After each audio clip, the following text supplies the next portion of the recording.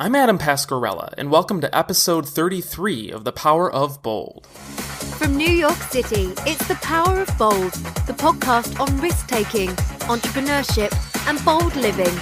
Join us as we interview world-class performers, analyse life-changing books, and gather actionable insights to help you achieve your goals. Here's your host, Adam Pascarella. Hey everyone, thanks for tuning in to this latest episode of The Power of Bold. For today's show, I'm pleased to bring you my conversation with Kevin Eastman. Kevin has dedicated his professional life to the game he loves, basketball. He is a former assistant coach for the Boston Celtics, an assistant coach and VP of basketball operations for the Los Angeles Clippers, and most recently, author of a book titled Why the Best Are the Best: 25 Words That Impact, Inspire, and Define Champions. Throughout his playing and coaching career, Kevin has interacted with and coached some of the world's best basketball players, from LeBron James and Kobe Bryant to Kevin Garnett, Paul Pierce, and Ray Allen. With legendary coach Doc Rivers, Kevin guided the 2008 Boston Celtics to an NBA championship, as the Celtics beat Kobe Bryant and the Los Angeles Lakers. If you don't know much about basketball, rest assured that this is a huge accomplishment. Throughout Kevin's career, he has observed the habits, mindset, and work ethic of some of the best who have ever played basketball. He took the observations that he gathered from interacting with those players and the observations from his career and personal life to create a list of 25 words that define champions. Whether you're interested in basketball or not is irrelevant. The bottom line is that each of us can take these 25 words to heart, regardless of our profession. It's difficult to put some of them into practice, but if we are able to, we will be in a much better position to reach our potential and accomplish our goals. Kevin spoke with me from Richmond, Virginia, a town that he knows quite well since he was a student athlete and assistant coach for the University of Richmond men's basketball team. In our discussion, Kevin shared how he became involved with basketball, how he faced down his fears when contemplating Doc Rivers' offer to become a Celtics assistant coach, what he learned when participating in a one-on-one workout with a young LeBron James, and why mastering the fundamentals is such an important task, even for the greatest and most legendary basketball players. So without further ado, here's my conversation with Kevin Eastman.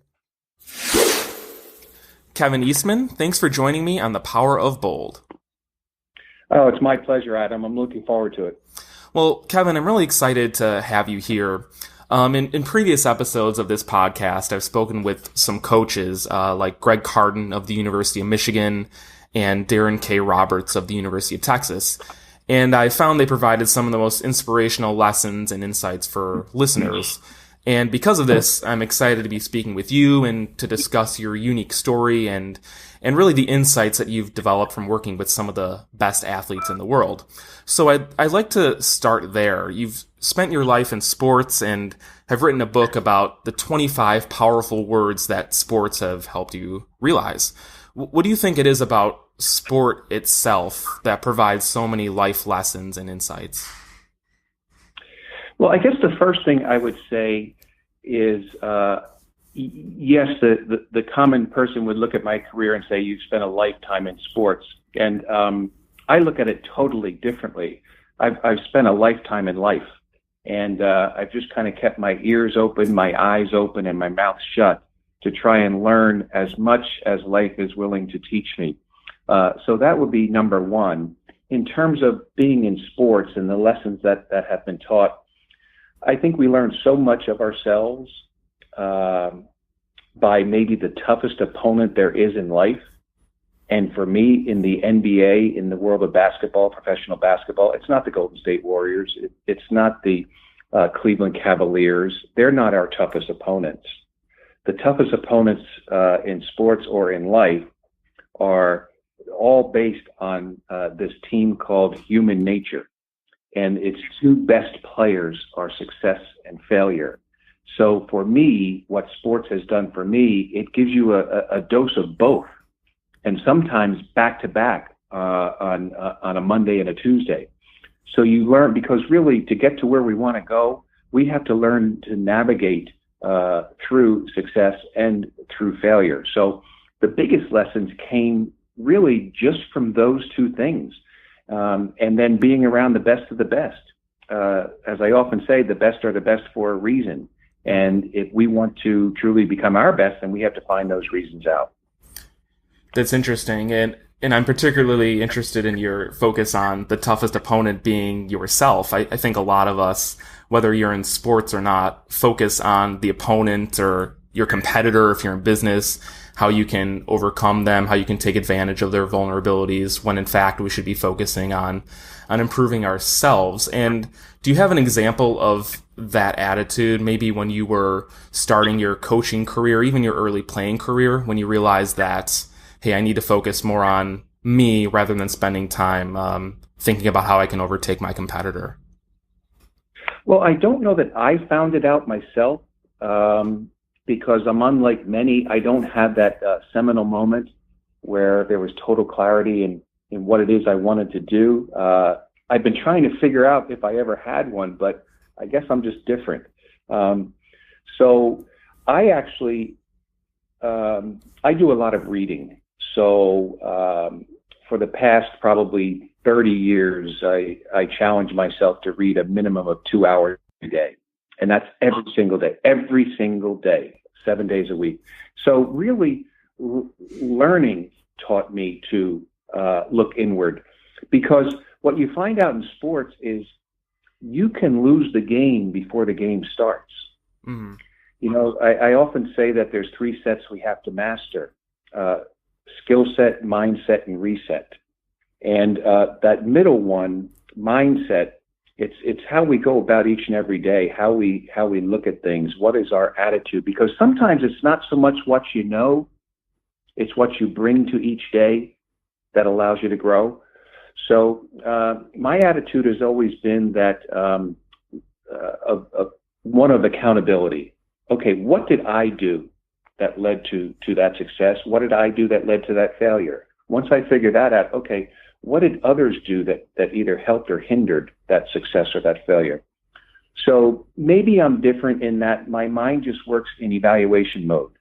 And the most important evaluation is self-evaluation. And I'm just curious about your habits. When you're evaluating, do you journal? Do you sit down for a couple of minutes every night and reflect on what you learned that day and what you can take into the future? What kind of habits have you developed around that? Well, I think about it all the time, so it's constantly on my mind, and it's not something that hinders what I do.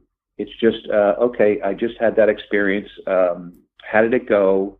What worked? And then I have what I call a WILT notebook, WILT. And for me, it's a silly little acronym that stands for what I learned today. So you could call it journaling, but if I learned something or I picked even something up from my reading, it goes in my WILT notebook. So that's just kind of how I do it. I like to know why things happened to me. So I guess just my mind works in that continuous evaluation mode, but not to the point where it stifles me, because that's all about your mindset. You know, that last set I talked about was the word reset, and reset to me is all about mistakes and failures. And as I often say, as I go around the country speaking, one of the things I make sure I mention in every single speech is that we can treat failure as devastation or education. And those people who become successful, they treat it as education. What did I learn? Because as you just look about how we go about your day, to me, there's really, in terms of success, now we're just talking about the topic of success, there's only 3 days that we need to be concerned with.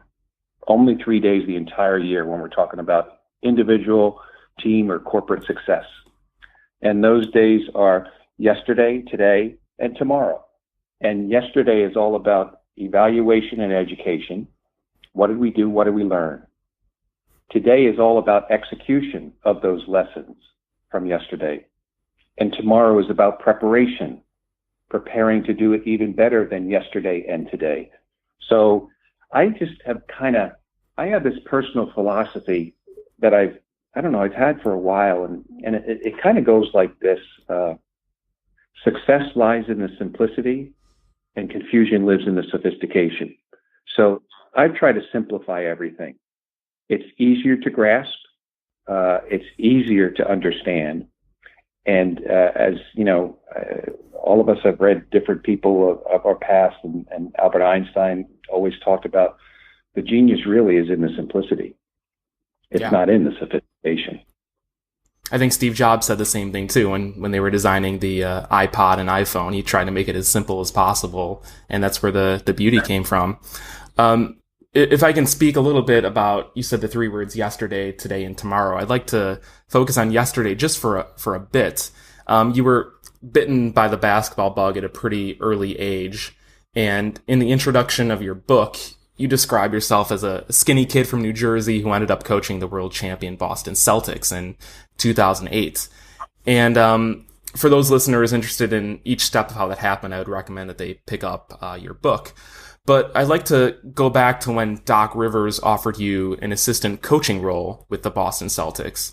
And on this podcast, we try to focus on taking smart, intelligent risks, and we discuss the decision frameworks that are applied when thinking about those risks. So when you were contemplating that decision, you said that in the book that you had some fear as to whether you would be good enough, but you did take the job though. So can you bring us back to that time and how you overcame that fear?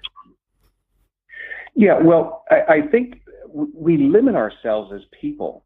I do, you do, all of the listeners have done it, and maybe they'll even do it tomorrow. We fear this consequence of something called failure.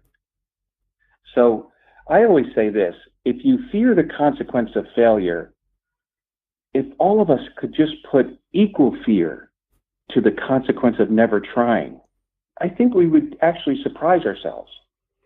So that popped into my head. Okay, yeah, the NBA, professional basketball, everyone wants to coach the great players, the Hall of Famers, the All-Stars. But guess what?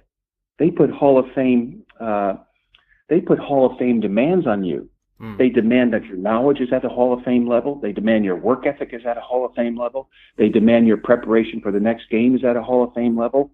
So as you probably read in the book, there's times, especially when I was younger, where I didn't know if I was as good as everybody else. So I had to do things maybe a little more, a little better, with a little more depth. So the challenge for me was getting over the hump. Okay, you've always wanted to try this. So what's keeping you back? Fear? You can control the fear. So I just went in, and it gets back to that second word of the three sets you have to master: mindset. I went in with the mindset I was going to try and learn as much as I can. I was going to try and see if I loved pro basketball, but I also had to see if pro basketball loved me. Because you see, success and even pro sports, like the NBA, as I always tell college players wanting to play in the NBA, it's a truth league. It is a truth league. That league will tell the truth. Either you are good enough or you are not good enough. Either you worked hard enough or you didn't. Either you prepared well enough or you didn't. So I went in with more of it being a challenge than a fear. So I went in, I dove in. I also have this other philosophy of going through life with big eyes, big ears, and a small mouth. So I kept my eyes open so I could look around and learn. I kept my ears open so I could listen and learn. And then I went home each night and studied what I learned to the point where it became natural for me to talk about it, to teach it, to interact with the player to help that player get better, both on and off the floor. So, but it really came down to the mindset that I was going to try. I wasn't going to let fear stop me from trying, because so often we don't even try. We lose the game before we even play the game. Exactly. Yeah. You made that deliberate choice to enter the arena, and it clearly worked out for you. And I love that approach of thinking, what would happen if things work? Everyone focuses on the failure part, but what if you didn't try and it would have ultimately worked out? And I think that's a super important way to think about it. And it's ignored by a lot of people. Especially in those early days, though, there's one thing to try. I guess there's another thing of actually succeeding in the work that you're doing. You clearly did, but in the beginning, can you describe some of the early challenges that you had with the Celtics and how you overcame those obstacles? Well, the first challenge I had was the challenge with me. Because even at whatever I was, maybe late 40s when I broke into the NBA, each new level you go to, you're sort of a rookie again.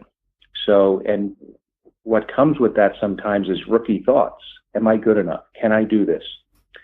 So the first thing I had to do was just kind of overcome that mental obstacle. And I did it by saying to myself, I am going to learn everything I need to learn at a rate equal to or faster than anyone else who has ever done this in their lives. So that was kind of my personal challenge. And I thrive on personal challenges. I don't need to make them public. It's just me against myself. Because to me, that's the ultimate competition that we have. It's not against somebody else. It's really against ourselves. Mm-hmm. So the challenges for me was, so much industry specific were the challenges for me. For instance, up at that level, you don't go in and make a correction by talking for 5 minutes. As a matter of fact, the best coaches say the least amount of words, but are the most powerful with those words. Mm. So you have to go. I just had to learn to talk in bullets, not paragraphs. And that sounds easy, but it's not. You got to know your stuff.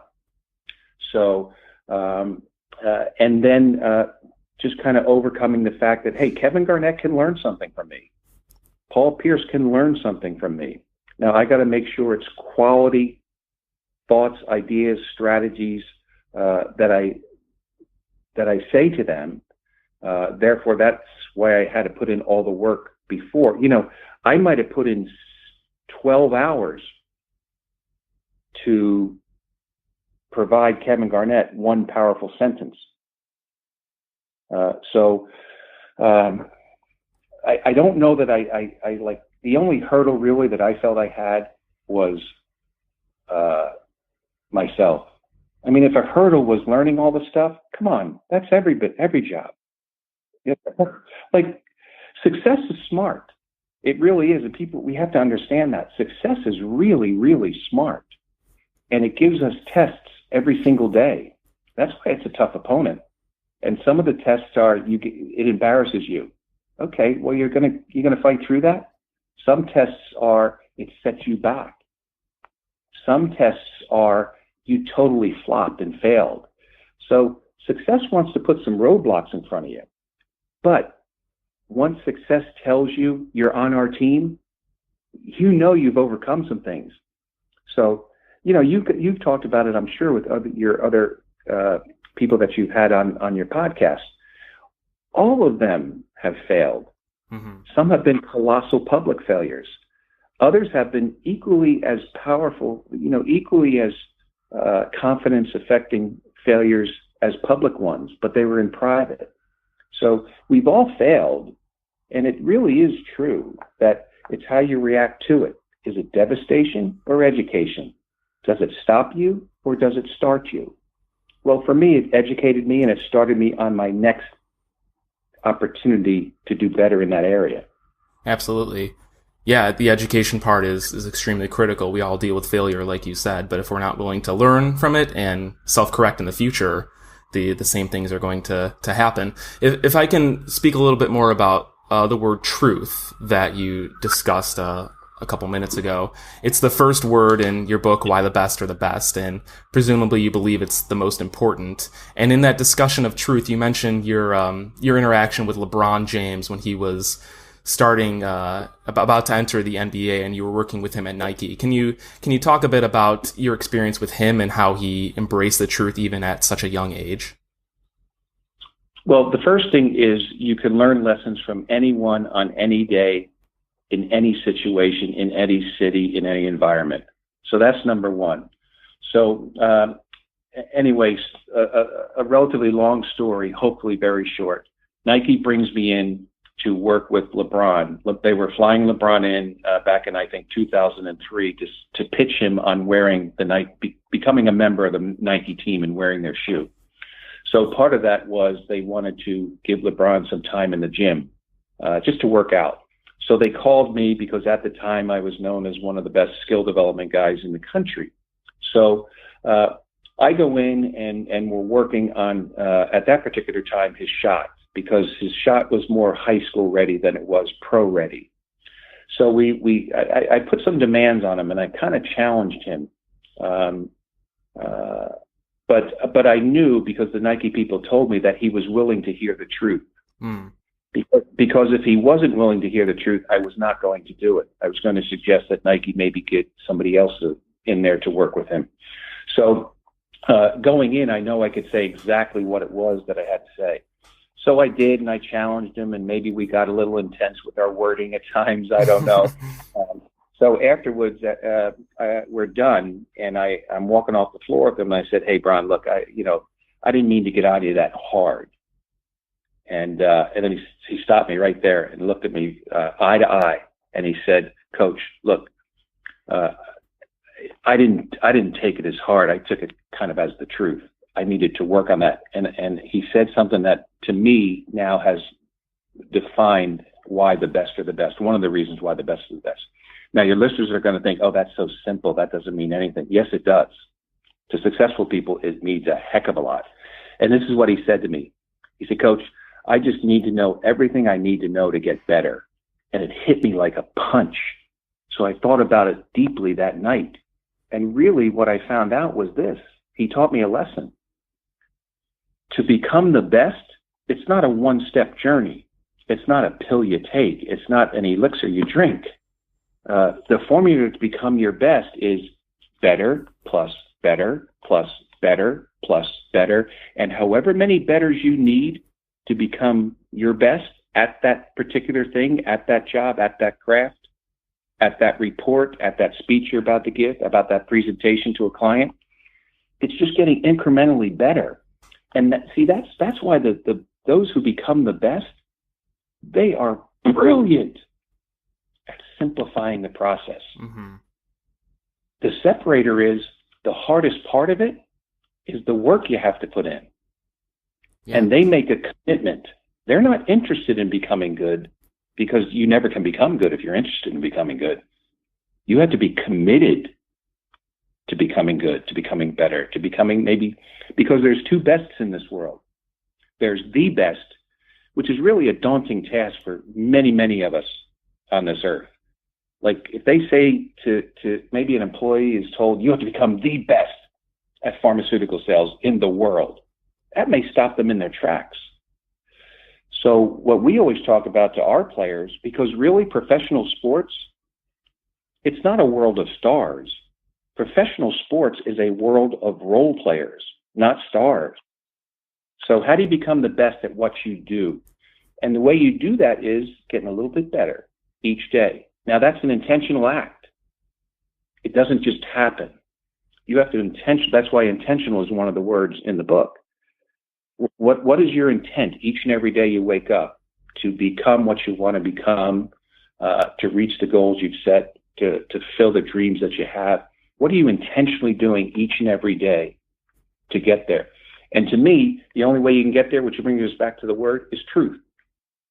If we don't know what we need to do or what we need to do better, how can we get there? Yeah, right. You have to be completely honest. You have to be able to take feedback, even if it's negative. And the truth can sometimes be extremely uncomfortable for some people. So say there's a listener out there that understands the value of truth, yet still intuitively struggles to accept the truth. Do you have any advice for them, or do you have any insights from dealing with a player that struggled with the truth when you were at the Celtics or the Clippers? Well, look, a lot of people go through life thinking the truth hurts. And I intentionally wake up every day saying to myself, no. It's actually the opposite. Truth helps. It doesn't hurt. Now, it may embarrass us. It may sting. But first off, I always tell players, do a truth audit. do a truth audit. What are the things you do well? What are the things you don't do well? But more importantly, with your career, what do you truly want out of it? And then let's make sure that we match what you do every day to that dream or goal that you have. Because here's the fundamental question to success. Because all of us probably have dreams, goals, we set mile markers that we have set for our career. But what I always simply say is this: okay, if your dream is if your listeners can visualize this, I'm putting one hand up, maybe 3 feet above my head. That's the dream I have. But if my work ethic is at the level of my head, I'll never get there. So what you have to make sure is that your work ethic matches the height of your dreams. So, so that's number one. And then in terms of the truth, I just think it's an intentional thought each and every day.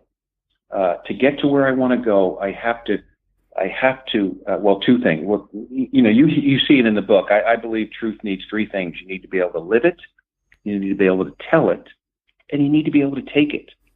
LeBron took the truth that day, right? He was willing to take it because he knew it would help him get to that next step of eventually becoming who he wanted to become. Mm-hmm. So he was willing to take the truth.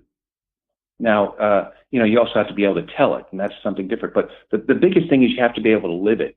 If you say you want to be this and you want to get this out of your career, but your work ethic is beneath that, you're not living the truth. You're actually living a lie. So I suggest that people do a truth audit, sit down with themselves, and do that, what you're good at, what you're not good at. And it's not elaborate. I take a yellow legal pad, put a line with my pen right down the middle, and I do it a couple of times a year. So, but the biggest truth is what am I willing to commit to be what I want to be? Okay, and part of it, look, there are certain ingredients to make a good food dish, right? There's certain ingredients. There's certain ingredients to success. You can't keep them out, or else it won't be as good, and you certainly won't get to where you want to go. And one of the ingredients of success is the truth. So you may have a hard time with it. As I always say, especially you asked me about pro players, and a lot of them well, how come I'm not getting the salary and somebody else is? Well, they're bringing more value to the team. So maybe you have to go back and evaluate what value are you bringing, because last I checked, they usually pay the highest performing and producing employees or players the most money. So you got to figure out you got to find the truth about how do you get to be the best, or in that group of the best. Yeah. And along with truth, you mentioned work ethic, and that's such an important thing too. In the book, you talk about people like Kobe Bryant or Ray Allen, these superstars who really focused on the fundamentals and getting the most basic aspects of their game right. Again, embracing simplicity, like you said.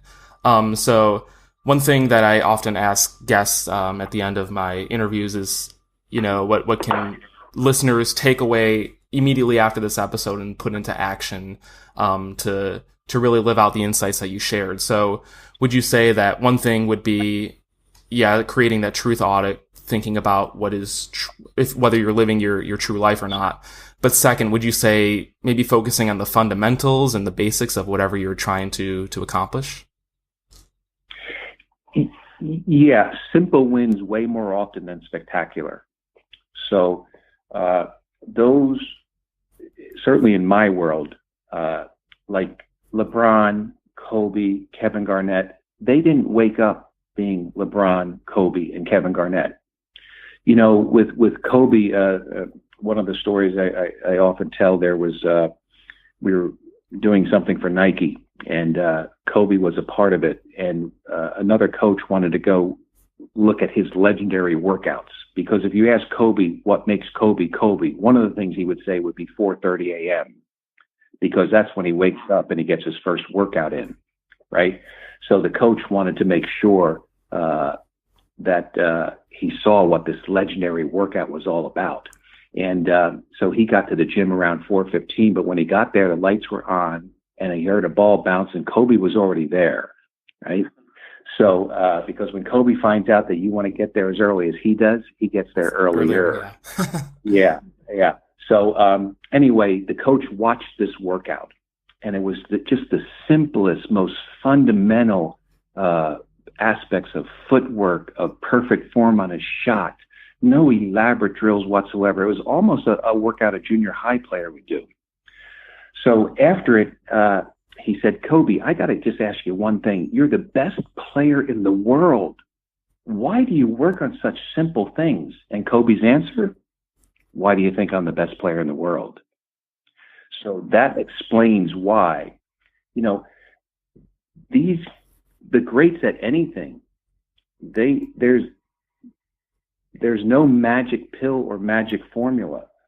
It's really the everyday, consistent, and not just hard work, because I have this thing I call the myths of success, and these are things that we've been told since we were young kids, that if we do these things, it's going to make us successful. And one of them was hard work. We've all been told by our parents, if you work hard, you'll get anywhere you want to go. No, not anymore. The world's too competitive. Yeah. The price of admission is working hard. So if that's the given, if hard work's the given, where's the myth come in? Well, that doesn't get you everywhere you want to go. So if hard work is the given, what's the separator? The separator is the unrequired work. Not just the hard work. That's the price of admission to even get in the door to take the job you want to have. You've always dreamed of having. It's the unrequired work. It wasn't required of Kobe to get up at 4:30, but he did it. And that's why Kobe is Kobe. Yeah. Yeah, right. The people, like you said, always just focus on the hard work itself, but that's just the price of admission, and you got to go the extra mile to become truly great. Well, having said all this, Kevin, this has been an awesome interview. I really appreciate it. Again, the book is called Why the Best Are the Best, 25 Words That Impact, Inspire, and Define Champions. So if people want to learn more about the book or perhaps get in touch with you, where should they go? The best is to go to the website, kevineastman.net. And if they are interested in the book, they'll see an area where they can just click on. It also has my email address on there. I get a lot of emails each and every day. My rule used to be I'll get back to you in 24 hours, but it's almost impossible now with what I'm getting. So it's now been raised to 72 hours, but I do get back to everybody. Excellent. Well, that's great. So thank you so much again, Kevin. I really enjoyed the conversation. No, thanks for doing this. I mean, it just gives people an opportunity to learn how others got there, and it's a curiosity I've always had. So thank you for letting me be a part of it. Once again, that was Kevin Eastman, a former assistant coach for the Boston Celtics and author of Why the Best Are the Best, 25 Words That Impact, Inspire, and Define Champions. Like I said at the beginning of the interview, I find that athletic coaches provide some of the most inspirational content. They just know how to fire people up because they have so much experience doing it in the locker room. I was definitely fired up after the interview. There are many takeaways from that conversation, but one overarching theme for me seemed to be the importance of taking active ownership over our lives. Things like truth, habits, and abandoning negative self-talk are great. But if we are just waiting for these things to happen in our routines and our lives, we are going to be vastly disappointed. If we don't accept ownership and take action, nothing is going to change. Luckily, just acknowledging this reality gets us one step closer to our goals. From there, we need to manage our fears and take action, accept inevitable periods of failure, reflect, and self-correct. Ultimately, however, this path starts by rejecting inertia and taking ownership. And who knows, you may end up being like Kevin Eastman, who was a skinny kid from New Jersey who ended up coaching a championship basketball team. So that's it for this episode of The Power of Bold. As always, check out the show notes and transcript of this episode by visiting thepowerofbold.com. For the latest news about the podcast, follow us on our Twitter and Facebook pages. and we would appreciate if you can leave a review for the show on iTunes or Google Play. Thank you in advance. With all that said, I'll see you next time. Thank you for listening to this episode of The Power of Bold. For show notes and a transcript of this episode, visit thepowerofbold.com. Feel free to get in touch by visiting our Facebook and Twitter pages. And don't forget to subscribe to the podcast on iTunes or Google Play. We'll see you next time.